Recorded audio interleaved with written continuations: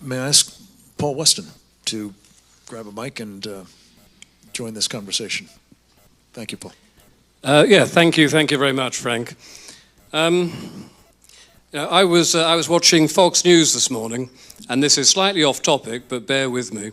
And it was about the IRS, and this woman phoned in wanting to know what she should do with her $2,500 rebate. Should she go to Europe, or should she pay off some debt? And this is a question she asked, and this expert woman on Fox News advised her that what she should do is pay off her debt, save some money, take the whole family to Europe, because she said Europe will always be there. And therein is the problem. Europe is not always going to be there, I'm afraid. And it's very hard following Lars here, because he's explained the problems in Denmark and Europe as a whole. But I came here a couple of years ago, and I was talking about the illusion of permanence, which was something that was flagged up in Samuel Huntington's Clash of Civilizations. And this idea that tomorrow is going to be the same as today, and next week is going to be the same as this week, and next year will be the same as this year. And that's pretty much true. But then when you start looking in terms of decades, everything changes. And 2025 in Europe will be very different to 2015. And 2035 will be different to 2025 ad infinitum. And this is purely down to demographics. You know, the English have taken on board the preaching of the feminist groups, and we no longer have enough children. And we're now down to 1.5 child per couple, which means tomorrow's generation is 25% smaller than today's generation. But the Islamic immigrants coming in are averaging 4 children per couple. And that's not just per couple, because they also have 4 wives. Not all of them, but some of them. So some of them are having 16 children per one man. And if you project these figures forward, you suddenly start realizing that the normal demographic growth of a country is changing entirely. And furthermore, when the average English woman, if she can be bothered to have a child at all, is in her mid-30s or early 40s, these Muslim women are having children aged 16 to 21. So their generation is much faster than our generation. And when you look back to for example, the 1970s, we had something like 200,000 Muslims in Britain at that time.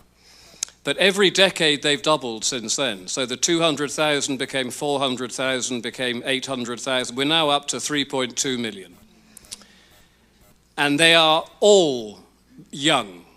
You know, not all of them are young, obviously, but their demographic, most of them are under the age of 15, which is the future breeding age, to put it bluntly, and the future fighting age.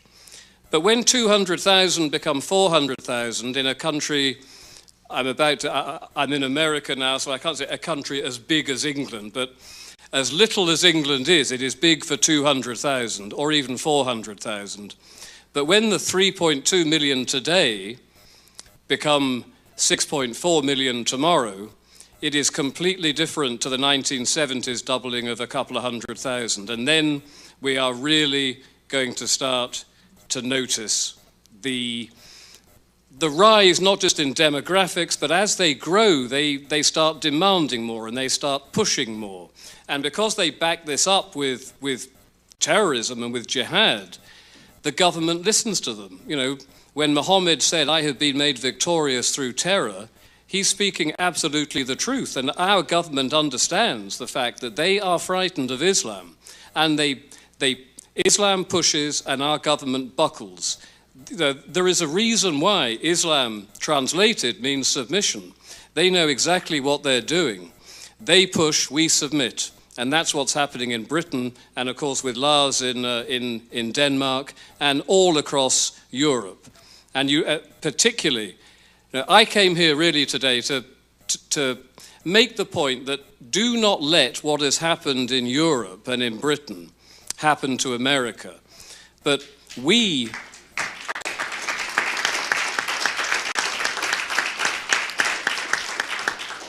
in England look to Sweden in the way that America should be looking to Britain, because Sweden is literally a lost country. You know, we in Britain have maybe 2 decades before everything really hits the wall. In Sweden, we're looking at 5 years to 10 years, and Sweden has terrible, enormous problems. Malmö is now the rape capital of the European continent. Aside from South Africa, I think it's the rape capital of the world. It is that bad. So we look to Sweden in the way that you need to look to us. And we had, over the last 12 months, 12 mass transit bombings planned for England that our intelligence services, MI5, MI6, managed to stop. That's one a month where they're looking to kill hundreds and maim thousands of people. And despite this, we still say, you can keep on coming into our country. You know, when Donald Trump talked about, and of course it was misreported in England that Trump had said, we don't want any more Muslims. What Trump said, of course, we don't want any more Muslims over 5 years until we know exactly who they are. And with us, we have no idea. We have no idea who these people are. But we are still letting them come in, knowing full well. Europol, I don't know if you've heard of Europol, this is the rather sinister European police force who can cross borders and arrest people and take them out of England and back to Brussels or some sort of other similar Lubyanka sort of place. Europol has said that there will be 5,000 jihadists amongst the hundreds of thousands of millions now, millions of supposed Syrian migrants coming into Europe. That's 5,000 jihadis. And we still cannot say no more, even despite that. So I have been saying for a long time that when the inevitable attack happens, as it happened in Paris last year, 2 of those people in Paris were migrants.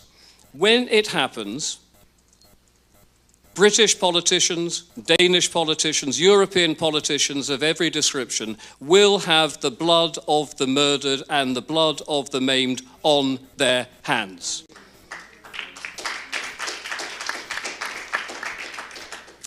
And the problem we have is not just letting them in. You know, when we had our own version of, much smaller, but when we had our 2005 mass transit bombings in London, the police commissioner, Sir Ian Blair, said afterwards that Islam and terrorism are 2 words that do not go together. The assistant police commissioner said exactly the same thing. Tony Blair said exactly the same thing. We had, a couple of years ago, Fusilier Lee Rigby, a serving British soldier, murdered in the streets of London, run down by a car, and while he was still alive, they tried to decapitate him. Again, David Cameron, a supposedly conservative prime minister, came out and said that Islam has nothing to do with this, and this is a perversion of Islam. These guys were standing there with blood on their hands, waving the Quran, saying, we have been ordered by Allah to do this. And despite this, Cameron says, it has nothing to do with Islam. And this total denial, this complete denial, and it's not just Cameron, it is all across Europe, this denial of what Islam is going to be the downfall of Europe. Because by the time the politicians have finally got the balls to stand up and tell the truth, it may be too late at that time from demographic reasons to actually do anything about it.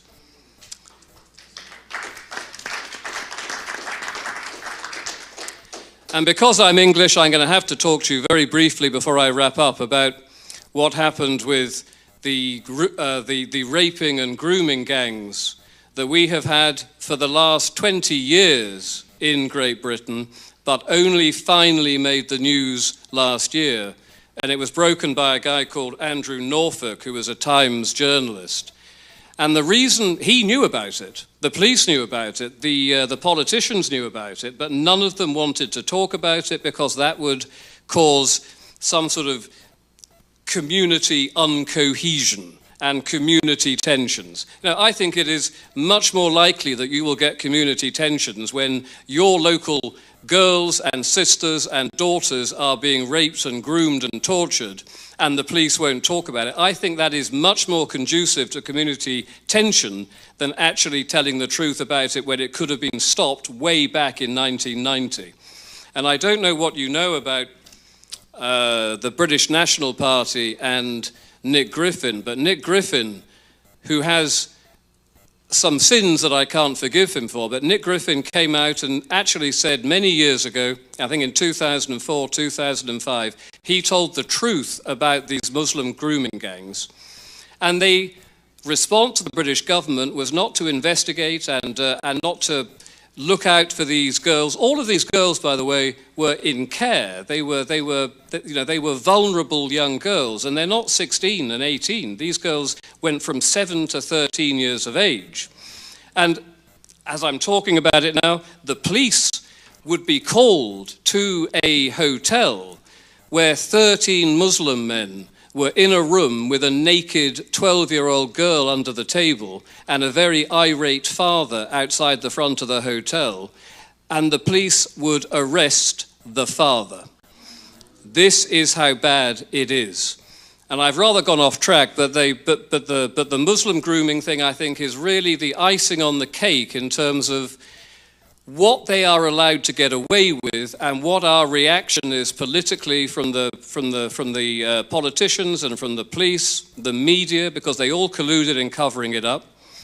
I was talking about Nick Griffin, and the Times journalist, when he broke the story in 2014, said the reason they had sat on this story for so many years was because they did not want to give any ammunition to the nasty fascist right-wing political organizations in Britain, which is absolutely disgusting.